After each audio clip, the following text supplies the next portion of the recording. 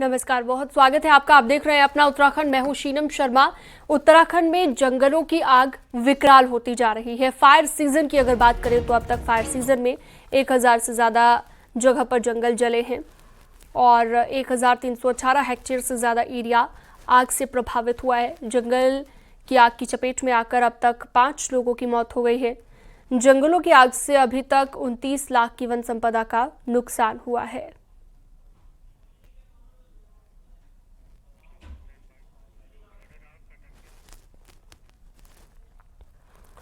उत्तराखंड में जंगल की आग बेकाबू होती जा रही है। सबसे ज्यादा हालात खराब पौड़ी के हैं। जंगलों की आग बुझाने के लिए वायुसेना के Mi-17 हेलीकॉप्टर ने उड़ान भरी है और जंगल की आग बुझाने की कोशिश लगातार जारी है। पौड़ी में कई दिनों से जंगल धधक रहे हैं। कल भी हेलीकॉप्टर से आग बुझाने की कोशिश की गई थी, लेकिन आग की फैली धूल की वजह से हेली उड़ान नहीं भर पाया था। लिहाजा आज वायुसेना के Mi-17 हेलीकॉप्टर से आग बुझाने की कोशिश की जा रही है।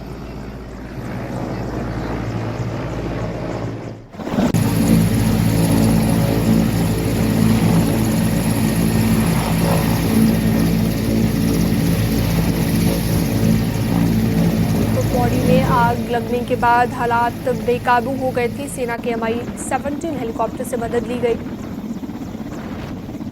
तस्वीरें आप देख रहे हैं, एक्सक्लूसिव तस्वीर इस वक्त पौड़ी से न्यूज़ 18 आपको दिखा रहा है और आग की वजह से हालात बेकाबू हो गए थे क्योंकि लगातार जंगलों में आग लगने की घटनाएं सामने आ रही हैं और आप देख रहे हैं कि कई जगहों पर ऐसे हादसे सामने आए। गर्मियों में आग लगने की घटनाएं ज़्यादा बढ़ जाती हैं। ऐसे में Mi-17 हेलीकॉप्टर के जरिए मदद की गई और ये तस्वीर भी आप देख रहे हैं।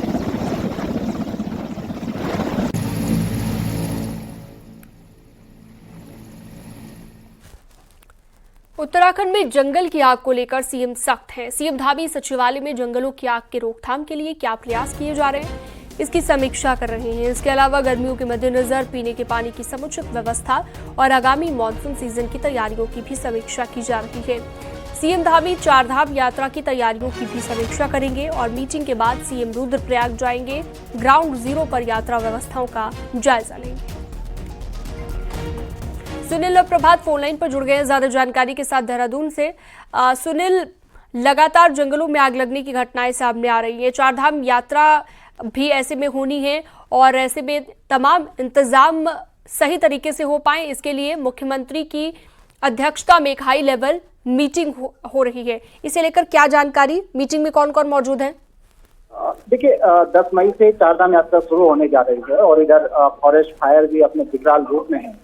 इसको देखते हुए मुख्यमंत्री पुष्कर सिंह धामी ने, जो अलग अलग राज्यों में चुनावी दौरों पर थे, मुख्यमंत्री ने अपने दौरे स्थगित किए और आज जो सचिवालय में हाई लेवल एक मीटिंग ले रहे हैं जिसमें तमाम ऑफिसर्स मौजूद हैं, जो फॉरेस्ट डिपार्टमेंट के हैं, शासन के अफसर हैं। इसके अलावा जो लाइफलाइन डिपार्टमेंट हैं चारधाम यात्रा के, वो तमाम ऑफिशियल इसमें मौजूद हैं और मुख्यमंत्री फॉरेस्ट फायर से लेकर चारधाम यात्रा की जो तैयारियां हैं, पेयजल की जो किल्लत है गर्मियों के समय में और आने वाला जो मानसून है कि किस तरह की तैयारी शासन लेवल पर की गई है, इसकी एक रिव्यू मीटिंग मुख्यमंत्री ले रहे हैं। फायर को लेकर 3 मीटिंग मुख्यमंत्री पहले ले चुके हैं, एक चौथी मीटिंग है। आज फीडबैक लेंगे कि अभी तक जो दिशा निर्देश उन्होंने दिए फॉरेस्ट फायर में क्या कुछ कदम उठाए गए, क्योंकि सरकार की एक बड़ी चिंता ये भी है कि यात्रा रूट है फॉरेस्ट फायर से कहीं चारधाम यात्रा रूट पर जो यात्री होंगे वो प्रभावित न हो, चारधाम यात्रा प्रभावित न हो, इसके ले रहे हैं। और इस मीटिंग के बाद मुख्यमंत्री रुद्रप्रयाग जाएंगे। वहां पर ग्राउंड जीरो पर मुख्यमंत्री निरीक्षण करेंगे कि जो यात्रा व्यवस्थाएं, जो बात अधिकारी कह रहे हैं, वो ग्राउंड पर। ठीक है, बहुत शुक्रिया तमाम जानकारी के लिए सुनील आपका। जंगल की आग अब किसानों की खेती पर भारी पड़ने लगी है। इस साल कम बारिश से भी किसानों की फसल पर संकट के बादल मंडरा रहे हैं।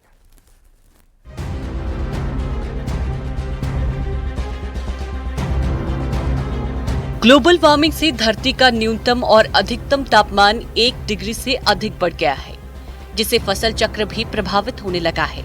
समय से बारिश नहीं होने से चैत्र में धान की रुपाई नहीं हो पाई है। साथ ही इसमें बारिश की भी आवश्यकता है ताकि जो आगामी फसल है, जिसमें मुख्यतः मड़ुआ है और धान है, वो बोया जाता है। तो हम उम्मीद करते हैं कि जल्द ही बारिश होगी। यदि ये 15-20 दिन डिले होता है बारिश, तो निश्चित रूप से मड़ुए का जो सोविंग समय है वो डिले हो जाएगा और उत्पादन पर भी प्रभाव पड़ने की संभावना है। एक तो समय से बारिश नहीं हुई, दूसरी तरफ जंगलों की आग से भी किसानों के सामने संकट खड़ा कर दिया है। जंगल की आग खेतों तक पहुंचने लगी है, जिससे जानवरों के चारों की कमी हो रही है। हाँ देखिए, चारों तरफ जो आग लगी हुई इससे थोड़ा सा तापमान बढ़ गया है और बारिश हुई नहीं है। तो जो चैतकी धान का बुआई का समय था हमारा, और उसको ये जो है प्रभावित करेगा। साल दर साल जंगलों में आग लगने की घटनाएं बढ़ रही हैं और धरती का तापमान बढ़ रहा है, जिससे कई फसलों पर संकट मंडरा रहा है। इसके साथ ही जंगल की आग से प्राकृतिक स्रोत भी सूखने लगे हैं। न्यूज़ 18 के लिए अल्मोड़ा से किशन जोशी की रिपोर्ट।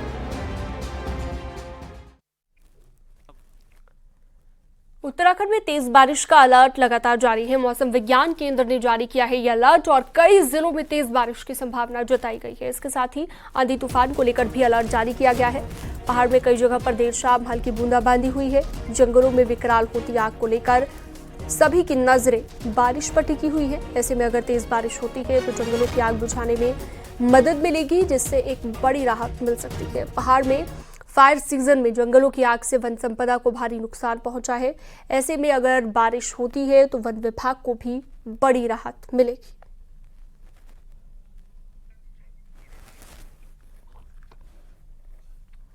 वहीं चारधाम यात्रा के लिए आज से ऑफलाइन रजिस्ट्रेशन भी शुरू हो गए हैं। हरिद्वार और ऋषिकेश के सेंटर में चारधाम के लिए ऑफलाइन पंजीकरण हो रहे हैं। ऋषिकेश में एक दिन में 1000 लोगों का रजिस्ट्रेशन होगा, जबकि हरिद्वार में एक दिन में 500 यात्री ऑफलाइन रजिस्ट्रेशन करा पाएंगे। सुबह 5 बजे से रात के 10 बजे तक ऑफलाइन रजिस्ट्रेशन होगा।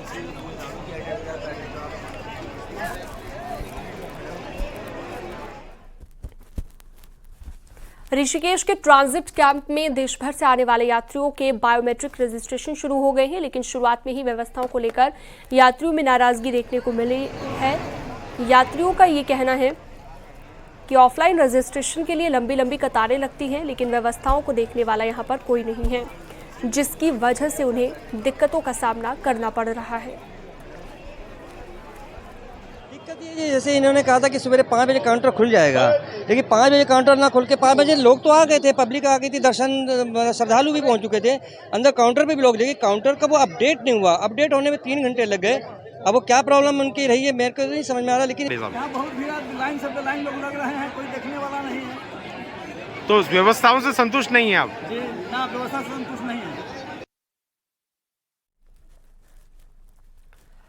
बाबा केदारनाथ की चल विग्रह डोली विश्वनाथ मंदिर से अपने अगले पड़ाव फाटा पहुंच गई है। बाबा केदार की पंचमुखी मूर्ति की देव डोली के साथ भारी संख्या में भक्त चल रहे हैं और यात्रा मार्ग में जगह जगह पर श्रद्धालु डोली का भव्य स्वागत कर रहे हैं और बाबा केदार का आशीर्वाद ले रहे हैं। कल फाटा में ही डोली का रात्रि प्रवास हुआ, वहीं आज से डोली फाटा से गौरीकुंड के लिए रवाना होगी। आज रात को गौरी माई मंदिर गौरीकुंड में डोली का रात्रि प्रवास होगा।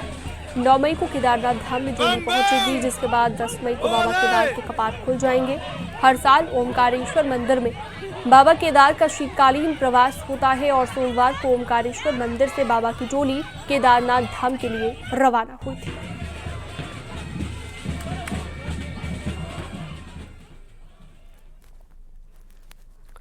दस मई को सुबह 7 बजे शुभ मुहूर्त में बाबा केदार के कपाट आम श्रद्धालुओं के लिए खोल दिए जाएंगे। बाबा चल विग्रह डोली अभी फाटा में है। वहीं बाबा केदार के पैदल रास्तों पर चहल पहल बढ़ गई है। यात्रा को लेकर प्रशासन तैयारियों को फाइनल टच दे रहा है। इसके साथ ही केदार धाम में घोड़े खच्चरों से जरूरी सामान पहुंचाया जा रहा है। केदारनाथ धाम में मास्टर प्लान के तहत भी काम जारी है।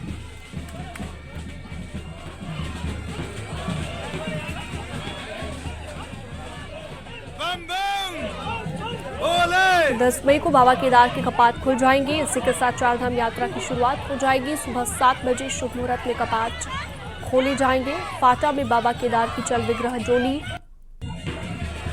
को आप इस वक्त देख रहे हैं।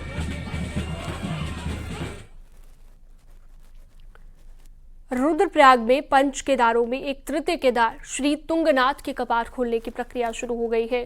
भगवान तुंगनाथ की उत्सव डोली ने भूतनाथ मंदिर में रात्रि विश्राम किया।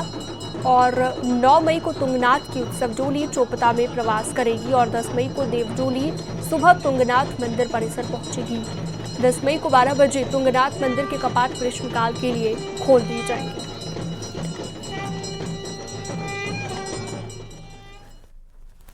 10 मई से शुरू हो रही चारधाम यात्रा को लेकर स्वास्थ्य विभाग भी अलर्ट पर है। ऋषिकेश चारधाम यात्रा टर्मिनल पर देश विदेश से आने वाले श्रद्धालुओं के कैंप बनाए गए हैं। यहां पर तीर्थयात्रियों का चेकअप होगा ताकि यात्रियों को चारधाम यात्रा में कोई परेशानी न हो।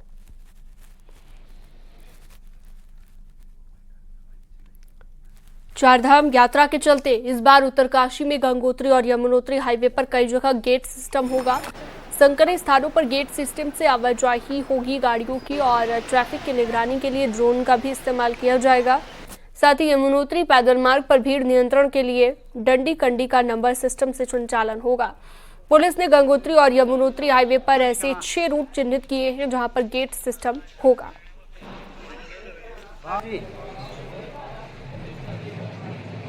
देखिए कई जगह पैचेस ऐसे हैं पूरे रूट पे जहाँ पे मार्ग जो है बहुत सकरा है, तो वहाँ पे हम 1 वे गेट सिस्टम चालू करते हैं।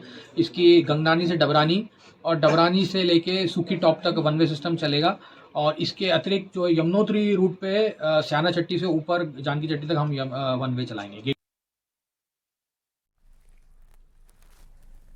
12 मई को बद्रीनाथ धाम के कपाट आम श्रद्धालुओं के लिए खोल दिए जाएंगे और बद्रीनाथ के लिए साधु संतों की टोली आनी शुरू हो गई है।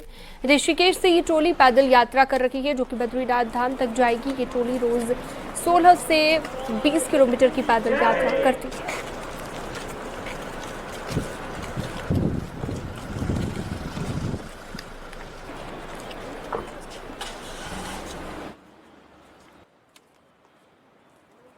लगभग 16 दिन से ये यात्रा चल रहा है।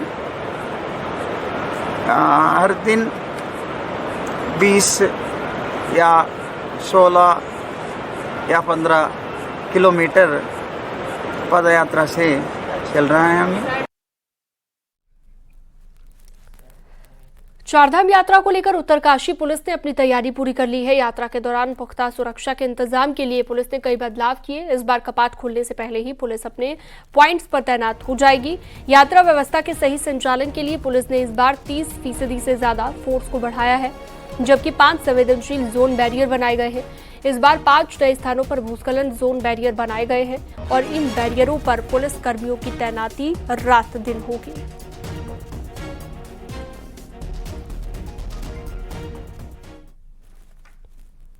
उत्तराखंड लोक सेवा आयोग ने PCSJ परीक्षा का रिजल्ट जारी कर दिया है। हरिद्वार के रहने वाले परितोष ने इस एग्जाम में 15वां स्थान हासिल किया। परितोष के जज बनने के बाद उनके परिजनों की खुशी का ठिकाना नहीं रहा। बेटे के जज बनने की खुशी में परितोष के पिता भी ढोल की थाप पर थिरकते हुए नजर आए।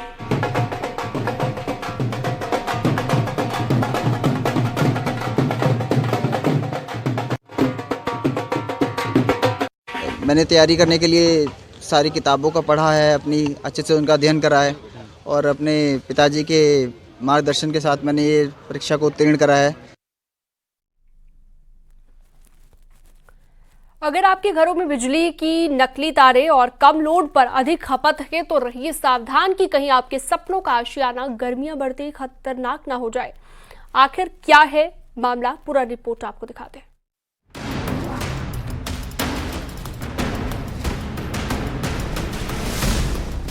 बढ़ती गर्मी से एक और उत्तराखंड जंगल की आग से जूझ रहा है, वहीं दूसरी तरफ उत्तराखंड के सिविल एरिया में भी जमकर आग की घटनाएं देखने को मिली हैं। फरवरी महीने से शुरू हुए फायर सीजन में अभी तक 85 आग लगने की घटनाएं हुई हैं, जिसमें से 90% घटनाओं में शॉर्ट सर्किट का होना बताया जा रहा है।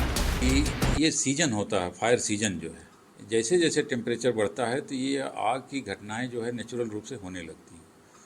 अगर हम रिहायशी इलाकों की बात करें तो इनमें जो गर्मी बढ़ने के साथ, टेम्परेचर बढ़ने के साथ जो हमारा बिजली कंजम्पशन होता है, ये लोड भी जो है खपत ज़्यादा होने लगती है, तो शॉर्ट सर्किट होने के चांसेस ज़्यादा रहते हैं। घरों में शॉर्ट सर्किट होने के मात्र कुछ कारण हैं, जिसमें सबसे बड़ा कारण है घरों में लगी पुरानी वायरिंग। साथ ही वायरिंग का कम पावर के साथ नकली होना भी वजह है। शॉर्ट सर्किट का दूसरा कारण उपभोक्ताओं द्वारा बिजली का लोड कम लेना और खपत ज्यादा होना है। जहां घरों में 2 किलोवाट की बिजली का कनेक्शन लिया जाता है और गर्मियां बढ़ने से जैसे ही बिजली की खपत ज्यादा बढ़ती है तो वायरिंग झेल नहीं पाती और शॉर्ट सर्किट होना शुरू हो जाता है, जिसके कारण आग ज्यादा लगती है, जिसके लिए घरों में RCCB सर्किट लगाना जरूरी है। सर, आग लगने का कारण ये होता है, ये कंपनी के वायर न लगा के लोकल वायर लगाना, और आप उसके ऊपर लोड चलाओगे तो सर जाहिर सी बात पिघलेगी सर। शॉर्ट सर्किट इसीलिए होता है सर। अगर आप शॉर्ट सर्किट से बचना चाहते हो तो सर एक तो MCB बहुत ही जरूरी है घर के अंदर। MCB के साथ साथ अगर आप नया घर बना रहे तो उसमें आप लगाइए RCCB। उसमें आपका क्या होता है, कभी भी कुछ चिंगारी वगैरह शॉर्ट सर्किट होगा तो उसमें तुरंत आपकी RCCB ट्रिप हो जाएगी। लगातार बढ़ रही आग की घटनाओं से बचने के लिए और अपने आशियानों को बचाने के लिए नकली वायरिंग के साथ लोड का भी ध्यान रखें, जिससे हादसों से बचा जा सके। न्यूज़ 18 के लिए देहरादून से सतेंद्र बर्तवाल की रिपोर्ट।